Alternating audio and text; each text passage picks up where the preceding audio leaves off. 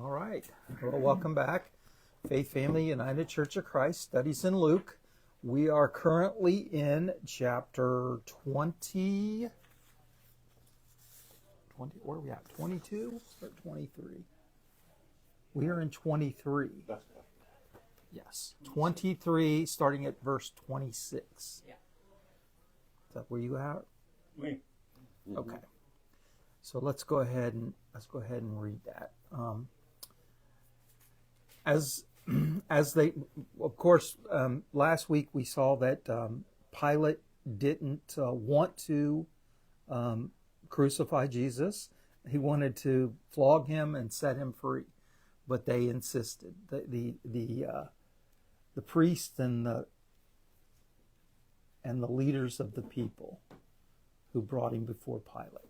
Okay, so as they led him away, they seized a man, Simon of Cyrene, who was coming from the country, and they laid the cross on him and made him carry it behind Jesus. A great number of people followed him, and among them were women who were beating their breasts and wailing for him. But Jesus turned to them and said, "Daughters of Jerusalem, do not weep for me, but weep for yourselves and for your children. For the days are surely coming when they will say, 'Blessed are the barren and the wombs that were never born, and the breasts that never nursed.' Then they will begin to say to the mountains, 'Fall on us,' and to the hills, 'Cover us.' For if they do this when the wood is green, what will happen when the wood is dry?" Two others also, who were criminals, were led away to be put to death with him.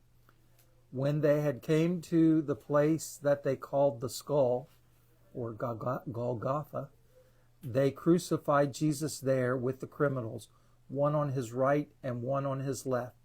Then Jesus said, "Father, forgive them, for they do not know what they are doing." And they cast lots to divide up his clothes.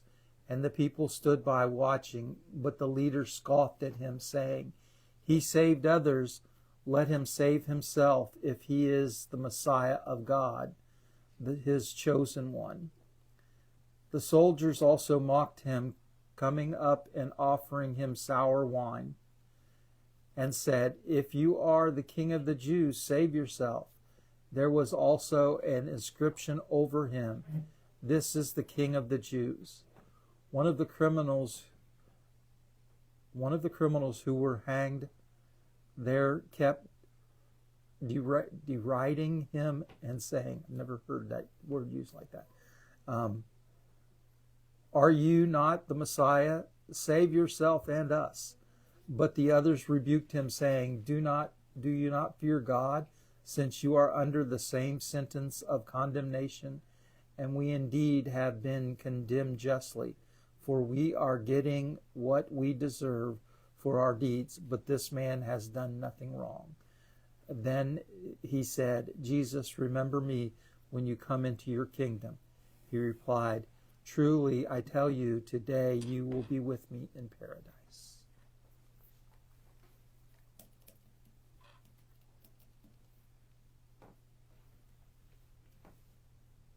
What do you think? I'd like to take it apart from the top. All right. I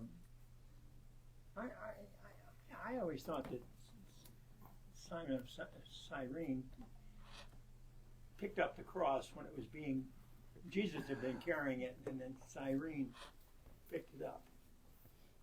Okay. He was forced to pick it up. He didn't start that way, but that's the way it said. That's the way Luke interpreted it, yeah. I'm sure if you go into the Matthew text, as a matter of fact, let's see if we can do this here. Oh no, that's not okay.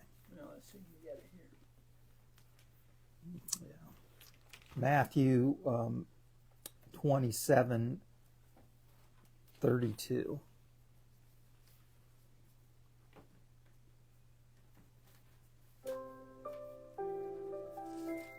sorry, I thought I had this open.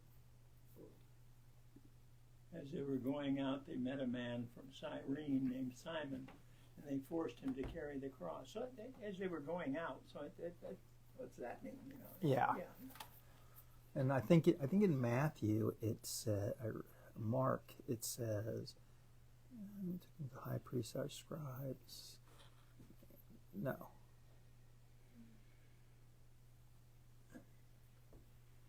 But that wasn't a really important point that I wanted to. Okay, go ahead. Well, there's two other questions. First of all, what is this with women wailing in the Middle East? Whenever someone dies, you get this sort of a Middle Eastern culture of wailing at funerals. I think it's biblical probably from the same concept as Jews when they rip their clothes and wail. Right. It's how they showed them to show mourning. Yeah. The Old Testament, and probably it's the same carryover tradition into Islam. Even when wealthy people would pass away, they would actually hire people to come and wail at their. That's what I meant. Yeah. I think it still do. It's just a way of making the person respected.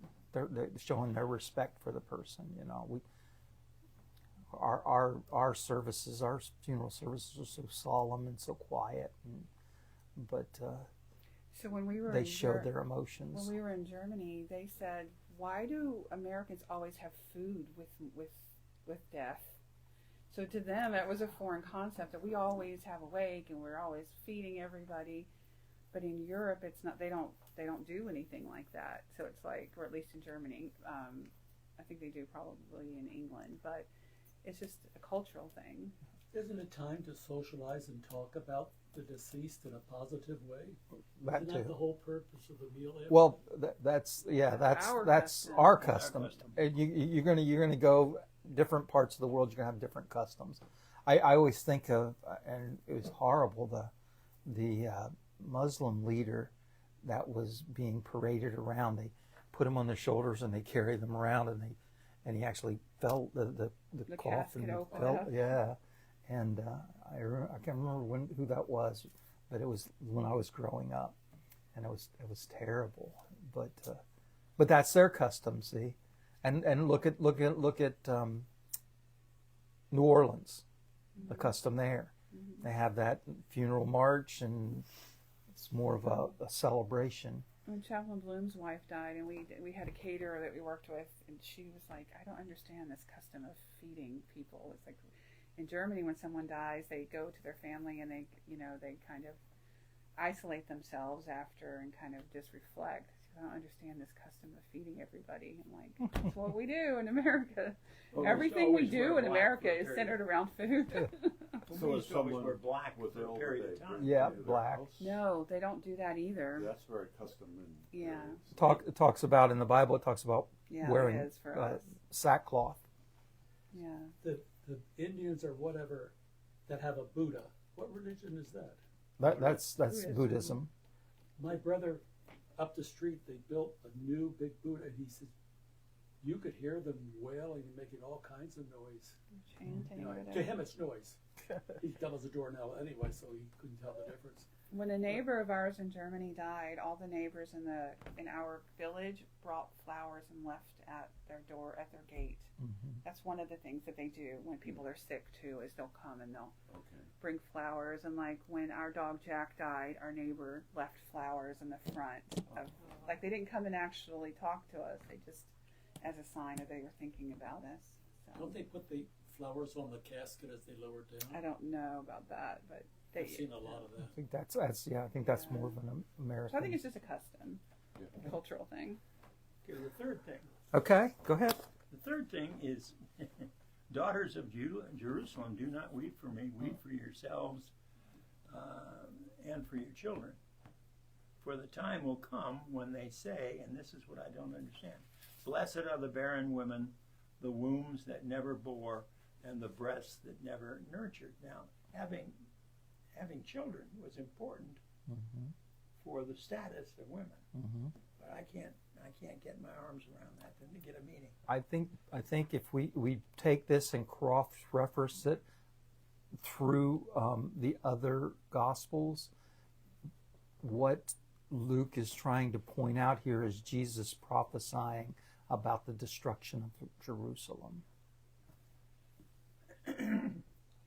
And which he says, you know, how terrible it will be for women with children and women that are nursing.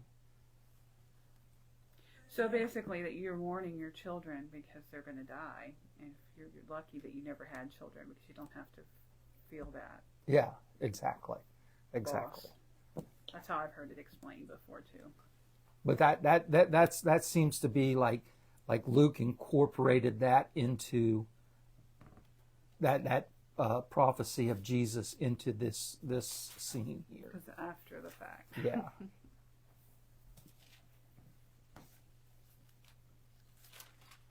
Okay. Does that make sense? No. I mean, it may, but I don't think what Luke said. He wasn't very clear. No, it doesn't seem very clear here.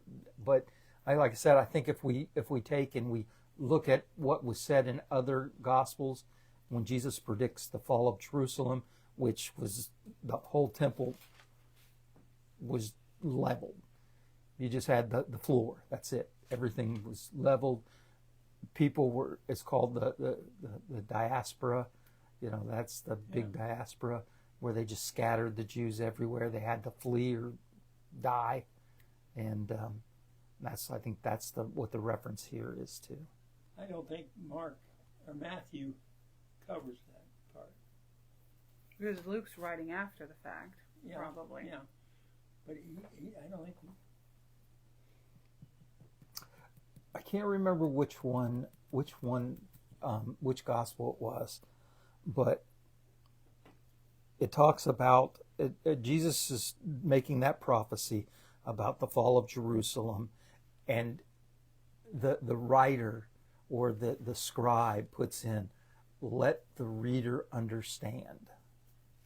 And like Cindy was saying, they wrote it after the fall of Jerusalem, when everything went to pot and riots everywhere, and the Roman soldiers were gathering people up, you know. So the people that went through that understood that, but yet, you know, before by talking about in the preceding up to that point, you know, you're writing a story and it's not got to that point yet, but he's prophesying about it, and us that lived through it understand what he's talking about. So, Yeah, you know,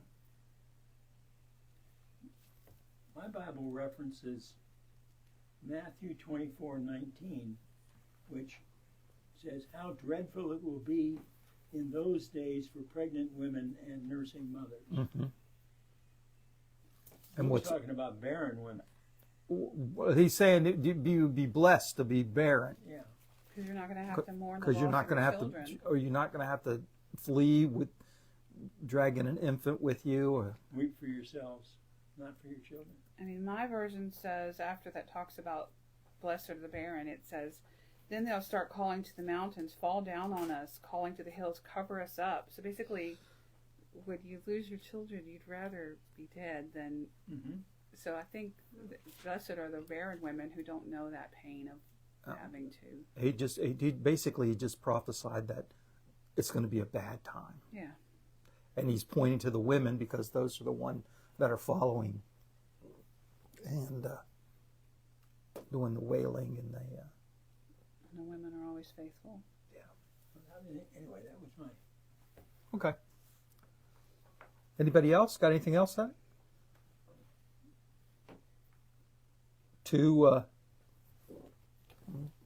Two criminals with him, one belligerent, the other, I'm sorry, it's deriding. Is that how you say that word? Mm-hmm. Okay, I've never seen that word used like that. I don't know. Anyway, the one's belligerent towards him, and the other one saying, hey, we're getting what we deserve. And then he's like, sides with Jesus, say, remember me when your kingdom comes. It says that in Luke? Yeah. It says it right there in 42. Then he said, 34. what's that? Well, 34, Jesus said, Father, forgive them, for they do not know what they're doing. And then down in 42, Yeah, 42, I'm sorry. and then the Jesus tells he said to Jesus, remember me, and Jesus replied, truly I tell you, you will be with me in paradise today. And that throws, that just makes everybody's. But he showed remorse. In the Oh yeah. 40 to 41, he showed remorse for what he'd done. Oh yeah. And Jesus recognized that and said, do not be forgiven. But where did Jesus say he's going to be with him by the end of the day? Today you will be with me in paradise. But yet Jesus dies, supposedly goes to hell, preaches to the souls in hell. I've never heard that. But Yeah. Well, that's the Catholic and the Episcopal. That's in their not saying creed. That's in their creed. He died. It says he descends into Hades. Yeah, well, So. Because that's where everybody goes Yeah. when they die. They don't. Hades isn't But necessarily hell. this idea that That's the Jewish tradition. they all three died, and at least the one goes with Jesus to paradise, right? That as soon as they die, but then Jesus comes back. So there's a little theological debate that goes on there. Well, because evangelicals and Catholics believe you cannot enter heaven without accepting Jesus as Son of God, right? Okay. So that meant that all the people who had died prior to Jesus would not be able to enter into heaven. They were in a holding place. Yeah. So he had to go there and preach to them and convince them. So Abraham, all of the prophets had to then follow Jesus into paradise. I don't know if I believe that, but that's the Christian the Christian tradition. In the Jewish tradition, that's Sheol, Yeah. the place of the dead. So it's kind of like the Hades in the Greek tradition, Greek and Roman tradition. Mm-hmm. well, if you equate the garbage dump with hell, isn't that also the word for the dump outside of That was Gehenna. Gehenna? Yeah. Okay.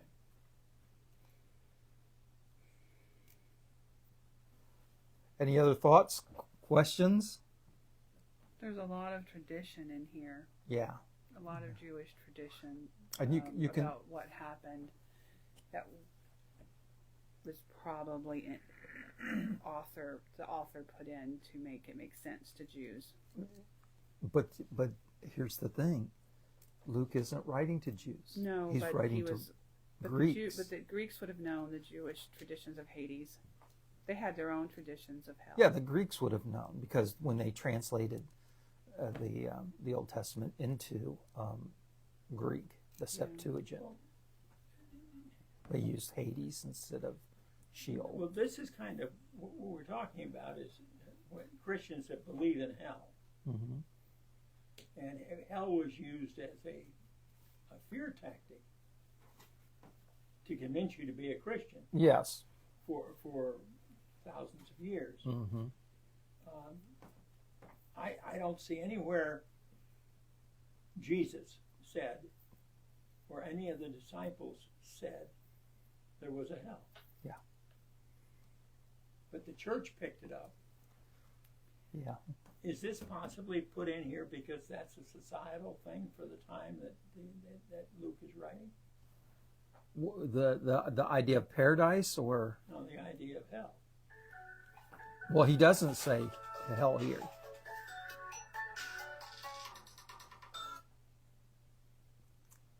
I think that it's a human thing to wonder what happens when you die. Mm-hmm. Every person whether you're a Christian, an atheist, whatever, I think everybody has wrestled with that thought.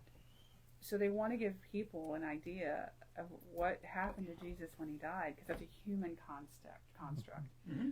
We care about that because we're worried about our own mortality.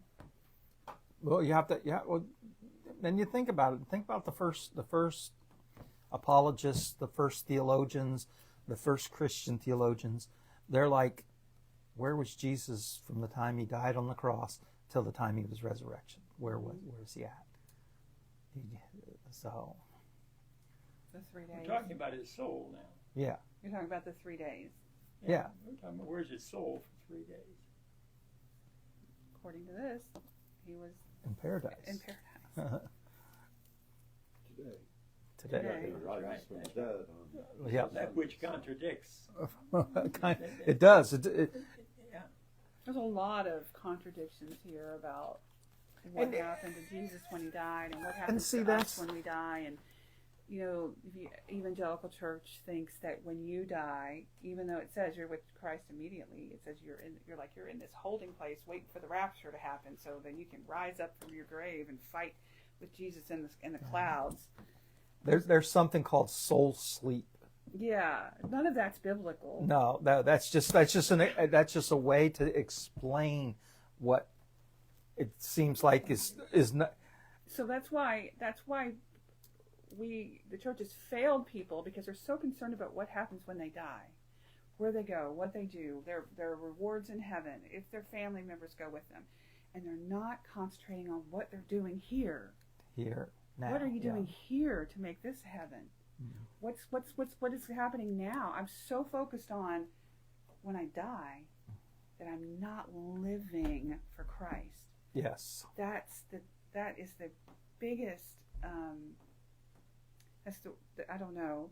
the biggest lie that the church has taught people is that I have to be focused on when I die. If I die right now, what happens to me? What if I live right now? What happens to you? What happens to these people out here that need me? That's where our real focus should be. Yeah. We have I led think people to believe that I should be more concerned about what happens when I die. What happens if I live my life for Christ and I die and my soul is just energy that God what happens if that's the way it happens? I agree. Who cares? But I should be focused on what happens now. Exactly. I think that's you. I'm I'm also sorry, but it I'm makes also me- going through the book of James and trying to put a study together for that, and that's James' sentiment exactly. Is this idea that you know what you do now matters. Mm-hmm. You know how you treat your people now. It's not okay. Well, all I have to do is ask Jesus for forgiveness and I'll be okay. No, you need to live a life that's comparable to Jesus's. If he's the Lord of your life, then you should be trying to do what he teaches. The whole Bible, Old Testament and New Testament, is about teaching us how to live on earth. Exactly. Mm-hmm. Doesn't say anything about how we live in heaven. Exactly. But look at the last 200 or so, even more, years in Christianity. It's all about getting to heaven, right? So you got to accept Jesus so you can get to heaven, and you're forgiven your sins, and you can't judge me because only God can judge me, and so I can do whatever I want. You see that? It's two things. It's the church trying to put its authority over you by saying, you know, if you don't do what's right, you're going to hell. And it's people trying to say, well, Jesus saves us, and we forget about, like Cindy was saying, we forget about living for the now. And that really means what the modern Christianity, we will have 300 years, all right? Modern Christianity has turned this over. mm-hmm. A lot. I equate it to the people that came into, I say, Men. yeah, men, people, that came into authority. And how do you keep your authority? Your power. And you gotta, use control, use fear tactics, use, shame tactics, use whatever. It's just like when, I was young and in the church, and the church is full of women, very few men at this time. And they've started this Promise Keepers movement. Yeah. So men came back into the church and they were leading in their families, and you're the head of your family and all that kind of stuff. Years ago. Yeah, and how they had women praying on their knees. I was one of these women, for their husbands to come to know the Lord, and on their deathbed pray for them. And I'm not saying that those are things were wrong, but I am saying that it was a way to control the women, to get more men into the church, and then make women. It was just a really dark time in even evangelical Christianity that has now led to where we are 20, 30 years down. But we're talking 30, 35 years down the road since Promise Keepers came up. So it's where you really become disenfranchised with the church, because the message was, women, stay faithful. Raise your children, be in your Bible, pray, and men can do whatever they want, and then on their deathbed, they can accept God and they can go to heaven. Every woman that I know, including myself at that time, bought into that. Well, now, your husband can treat you any way he wants to. He can do whatever he wants to do. All you have to do is pray and be faithful, and not a bad thing if you're in that situation. But what I'm saying is that's what we were taught. That set us so far back. Well, what could we have done for the kingdom of God if we had been able? I think it started a long time before. Well, yeah, a long time before. Yeah, it did. But what I'm saying you'll see my personal experience with it. You'll see it next week when we get into the resurrection. Who witnessed it? Exactly. It was women, and then when the men came along, it's like, we got it from here. But Jesus was completely. He was teaching counter to that. Yes. And he teaches that, and I'd say perhaps that's what he's teaching in this part about daughters of Jerusalem. He's saying, women, right? You know. Right. I think about this time. I used to preach up in Kentucky, and we didn't have any deacons. We had one deacon, and he was wanting to step down, and so we were trying to elect new deacons, and I showed them that a woman can be a deacon. Sure. Okay. They wouldn't have it. As a matter of fact, one of the women, very faithful woman, like Cindy was saying, comes to church, does so much for the church, her husband comes and mows the church's lawn, little tiny lawn. He mowed the lawn. She refused to be taken a nomination as a deacon because I'm a woman. Why don't you make my husband, who doesn't come to church? It's like, you're going to make this person a deacon just because he comes and mows the lawn once every week or two? So Baptists are in that. What's that? Baptists are in that mode. Yeah. One of my best friends. But if that's what you grew up with, that's all you know. Exactly. And if you aren't ready to rise to that level and take what comes with that in a society that doesn't promote that, you're more comfortable staying where you are. Bring this guy in. And when we saw things like that, like here there was a pastor telling them, no, it's okay, women can be, but their tradition says this, and they've grown up on it, and so you're wrong, pastor. Instead of looking into it themselves and coming to that conclusion, it's kind of like what we're getting into now with going to the doctor. You go to the doctor and the doctor says, okay, I think this is what's wrong with you. No, I looked it up on Google. oh, well, my grandmother said that this is what's wrong with me because she's seen this before. Is your grandmother a doctor? Is she so it's kind of the same thing when you got these pastors that are untraditional pastors, and they're trying to get at the heart of what it's teaching, the New Testament, the Gospels, what they're teaching, and telling people that's you caught in your tradition. How do we get you to move beyond that? And it's hard. It's very difficult. Well, if you go to the doctor, they have this procedure of what they are trained to follow, Mm-hmm. and what insurance is Oh, ready yeah. to reimburse them for. and So that- they're all working together. My sister's beating cancer, doing it non-traditionally with the doctors that finally listened to her. But she had to search high and low. Yeah, that's true too. The idea of you got doctors and then you got the what the health insurance is going to pay for, and Yeah. so anyway, okay, let's go ahead and move on. Well, I have a rabbit hole. There was a piece on television 2 days ago in which the news commentator interviewed a man who had died 3 times for a long period of time and been resurrected. And it was documented these things happen. And so he was asked the question, what was it like when you died? And this is what I think. He says, your soul, you see your entire life flash before you. And but he doesn't say whether there's any judgment on it. But he says, you're there, you're alive, and you're looking at your entire life. And he said, that's important. And so I pass that on for what it's worth from the man that said that he died 3 times.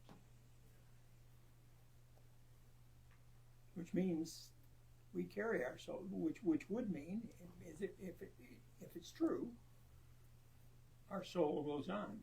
Yeah, Which we preach. I think so. I think so. Whatever you shopping. consider a soul. So No, I'm not. I'm reading in Luke. go ahead. If you'd read 44 through 49 for Cindy. Okay. By now it was noon. The whole earth became dark, and darkness lasting 3 hours, a total blackout. The temple curtain split right down the middle. Jesus called loudly, Father, I place my life in your hands. And then he breathed his last. Till what? Keep going. When the captain saw what happened, he honored God. This man was innocent, a good man and innocent. All who had come around as spectators to watch the show, when they saw what actually happened, were overcome with grief and headed home. Those who knew Jesus well, along with the women who had followed him from Galilee, stood at a respectful distance and kept vigil. Okay.